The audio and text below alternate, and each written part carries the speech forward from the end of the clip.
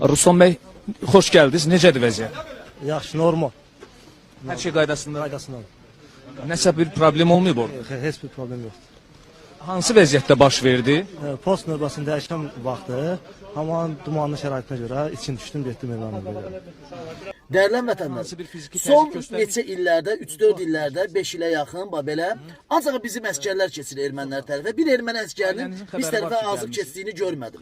Bu birinci növbədə təlimatı düzgün verməməkdir. Bu heç Hal-hazırda bir özünüzü qırağa. yaxşı hiss edirsiniz. Bu əskər də deyir ki, mən postu dəyişən zaman dumana düşdüm. Yalan danışır.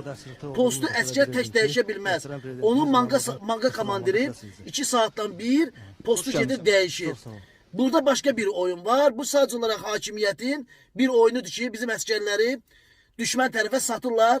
Sonra da həmən güya keçib o tərəfə təzədən də İlham Əliyev də güya bu həmən əskəri onlardan qurtardılar. Bunlar